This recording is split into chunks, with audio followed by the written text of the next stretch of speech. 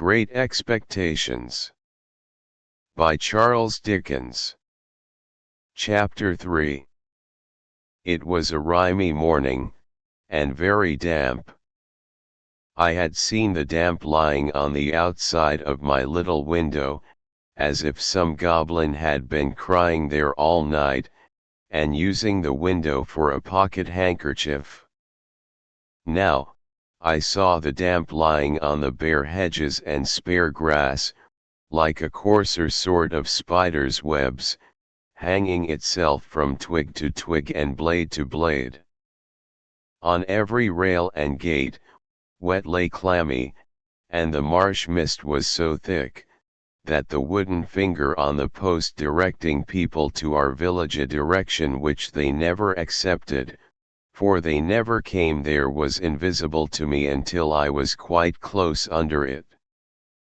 Then, as I looked up at it, while it dripped, it seemed to my oppressed conscience like a phantom devoting me to the hulks. The mist was heavier yet when I got out upon the marshes, so that instead of my running at everything, everything seemed to run at me. This was very disagreeable to a guilty mind. The gates and dikes and banks came bursting at me through the mist, as if they cried as plainly as could be, "A boy with somebody else's pork pie. Stop him!" The cattle came upon me with like suddenness, staring out of their eyes, and steaming out of their nostrils. "Hullo, young thief!" One black ox, with a white cravat on, who even had to my awakened conscience something of a clerical air, fixed me so obstinately with his eyes, and moved his blunt head round in such an accusatory manner as I moved round, that I blubbered out to him, "I couldn't help it, sir. It wasn't for myself I took it." Upon which he put down his head, blew a cloud of smoke out of his nose, and vanished with a kick up of his hind legs and a flourish of his tail. All this time, I was getting on towards the river, but however fast I went, I couldn't warm my feet, to which the damp cold seemed riveted, as the iron was riveted to the leg of the man I was running to meet. I knew my way to the battery, pretty straight, for I had been down there on a Sunday with Joe, and Joe, sitting on an old gun, had told me that when I was prentice to him, regularly bound, we would have such larks there. However, in the confusion of the mist, I found myself at last too far to the right, and consequently had to try back along the river side, on the bank of loose stones above the mud and the stakes that staked the tide out. Making my way along here with all dispatch, I had just crossed a ditch which I knew to be very near the battery, and had just scrambled up the mound beyond the ditch, when I saw the man sitting before me. His back was towards me, and he had his arms folded, and was nodding forward, heavy with sleep. I thought he would be more glad if I came upon him with his breakfast, in that unexpected manner, so I went forward softly and touched him on the shoulder. He instantly jumped up, and it was not the same man, but another man. And yet this man was dressed in coarse grey, too, and had a great iron on his leg, and was lame, and hoarse, and cold, and was everything that the other man was, except that he had not the same face, and had a flat broad-brimmed low-crowned felt hat on.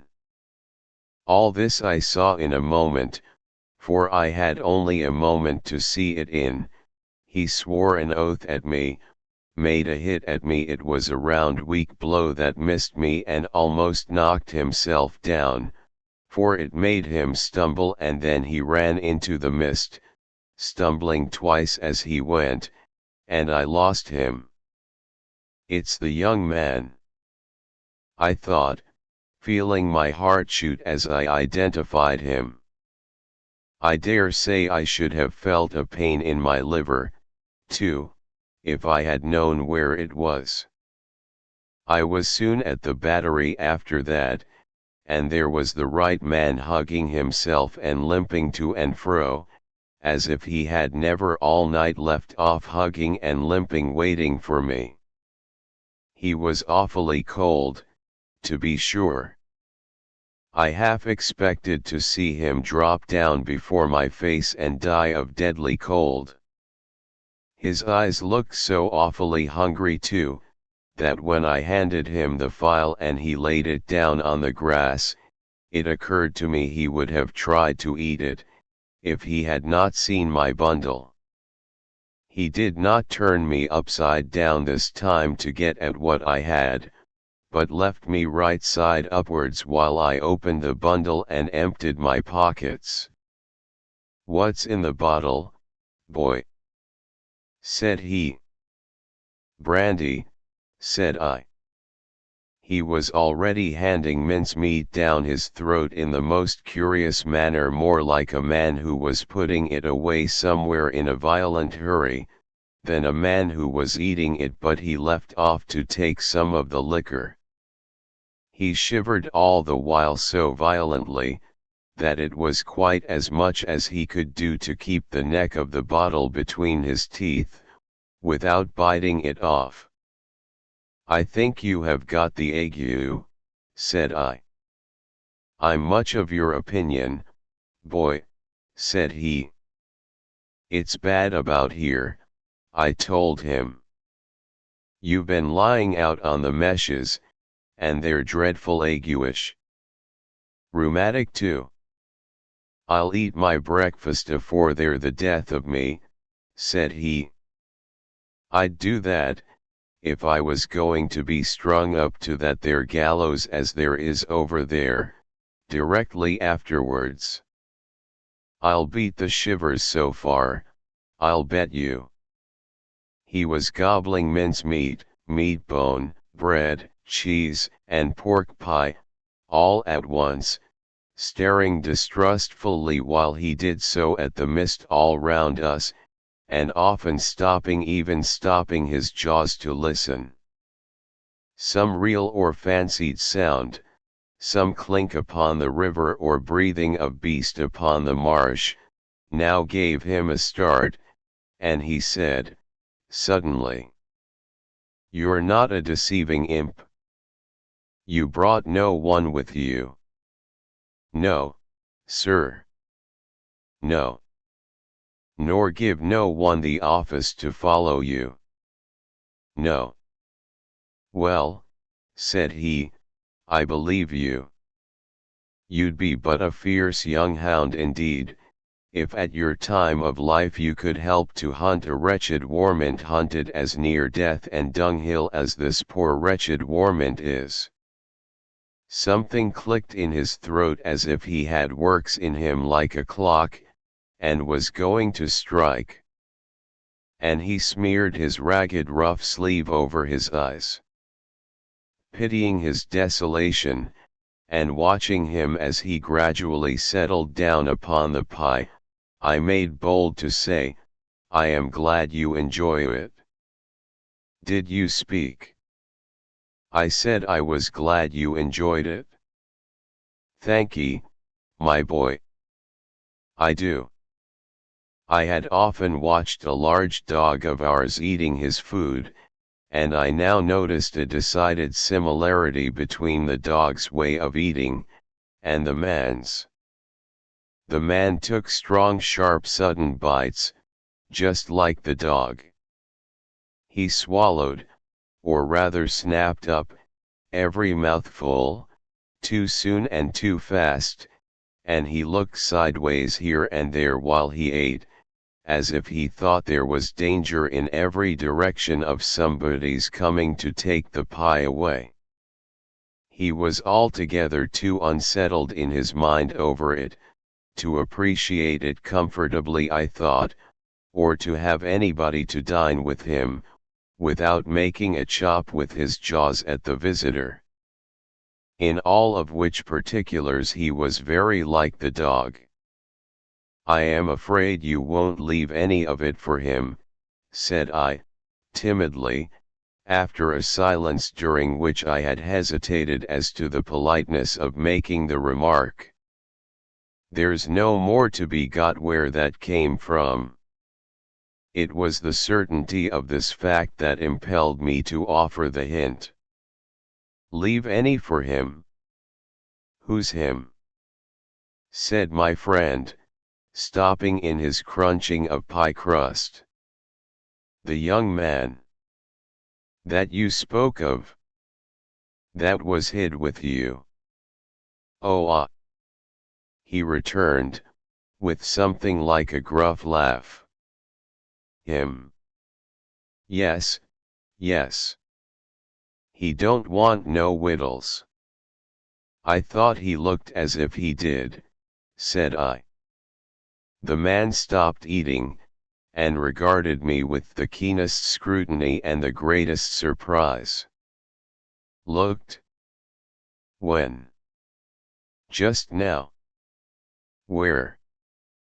"Yonder," said I, pointing, "over there, where I found him nodding asleep, and thought it was you." He held me by the collar and stared at me so, that I began to think his first idea about cutting my throat had revived. "Dressed like you know, only with a hat," I explained, trembling, and I was very anxious to put this delicately and with the same reason for wanting to borrow a file. "Didn't you hear the cannon last night?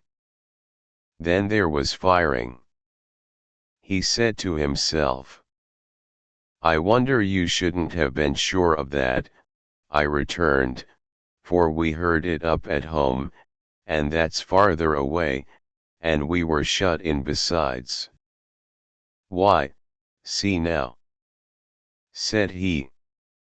"When a man's alone on these flats, with a light head and a light stomach, perishing of cold and want, he hears nothin' all night, but guns firing, and voices calling. Hears. He sees the soldiers, with their red coats lighted up by the torches carried afore, closing in round him. Hears his number called, hears himself challenged, hears the rattle of the muskets, hears the orders make ready. Present. Cover him steady, men, and is laid hands on and there's nothin'. Why, if I see one pursuing party last night coming up in order, damn 'em, with their tramp, I see 100. And as to firing, why, I see the mist shake with the cannon, arter it was broad day, but this man, he had said all the rest, as if he had forgotten my being there. Did you notice anything in him?" "He had a badly bruised face," said I, recalling what I hardly knew I knew. "Not here," exclaimed the man, striking his left cheek mercilessly, with the flat of his hand. "Yes, there." "Where is he?" "He crammed what little food was left, into the breast of his grey jacket." "Show me the way he went." "I'll pull him down, like a bloodhound." "Curse this iron on my sore leg." "Give us hold of the file, boy." I indicated in what direction the mist had shrouded the other man, and he looked up at it for an instant. But he was down on the rank wet grass, filing at his iron like a madman, and not minding me or minding his own leg, which had an old chafe upon it and was bloody, but which he handled as roughly as if it had no more feeling in it than the file. I was very much afraid of him again, now that he had worked himself into this fierce hurry, and I was likewise very much afraid of keeping away from home any longer. I told him I must go, but he took no notice, so I thought the best thing I could do was to slip off. The last I saw of him, his head was bent over his knee and he was working hard at his fetter, muttering impatient imprecations at it and at his leg. The last I heard of him, I stopped in the mist to listen, and the file was still going.